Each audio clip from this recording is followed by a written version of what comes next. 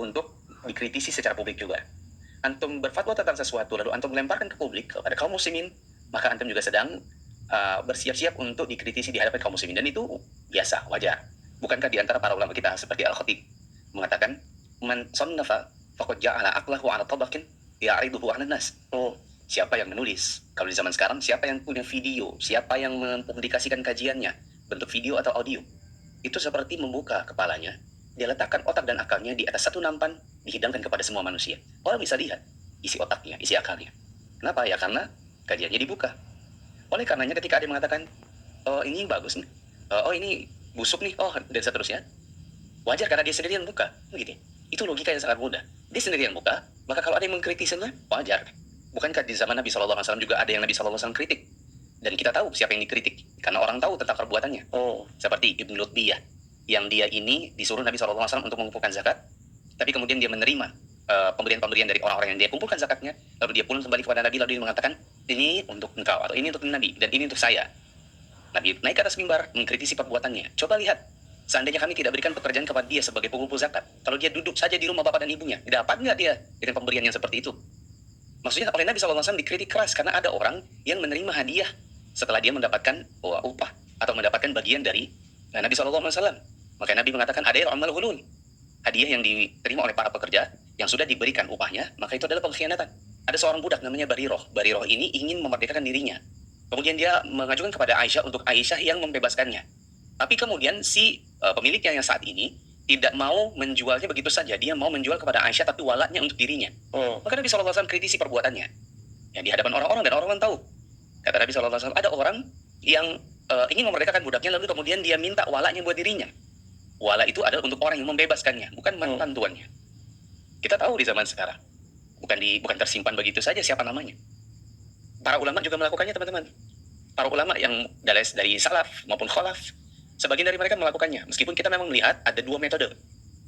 Ada yang secara terang-terangan, ada yang di belakang layar, tergantung kemaslahatan.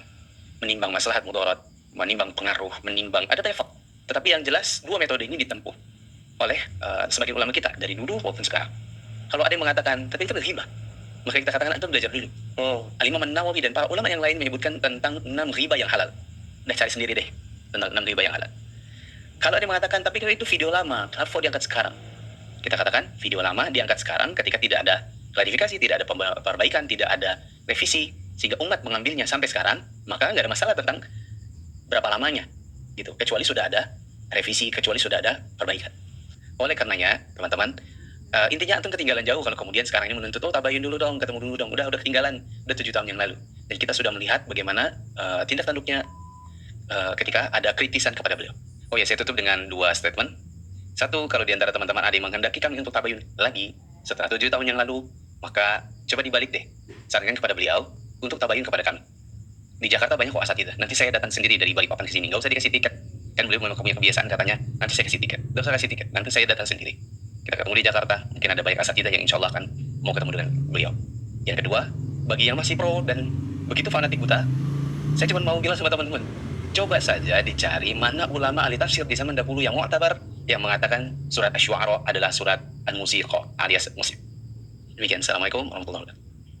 Masya Allah, sangat jelas teman-teman ya, dan saya harap kalian simak secara mendetail teman-teman nih, didengar, diperhatikan ya, jangan sampai salah paham ya. Kalau salah paham ya itu urusan kalian teman-teman, mungkin kalian kurang cermat dalam mendengar ya, sampai memahaminya pun jadi salah. Tapi insya Allah teman-teman ya, kalau kalian simak dengan hati yang tenang ya, kepala yang dingin, maka ini sangat luar biasa teman-teman ya.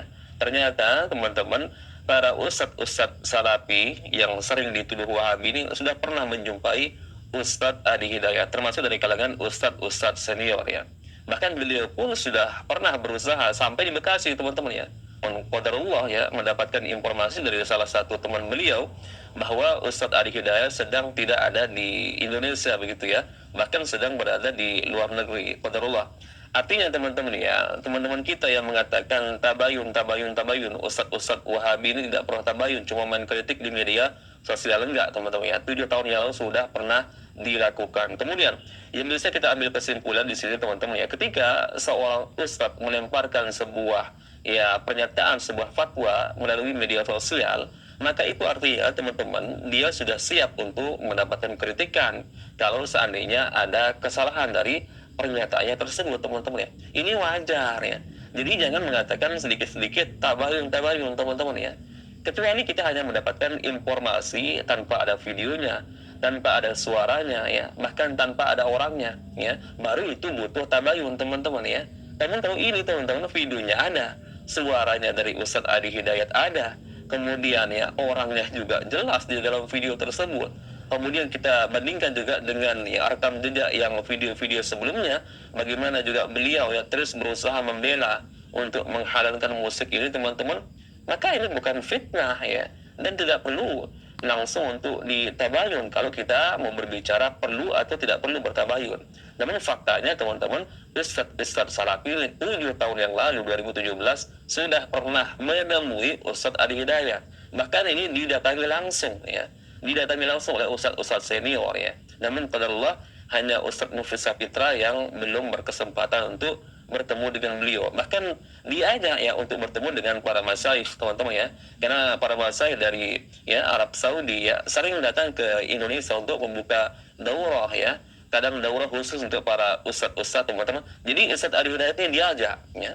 Namun seperti yang dikatakan oleh Ustadz Muflis Sapitra ini, mohon maaf saya hanya mengutip perkataan beliau, seperti ada flying victim teman-teman ya.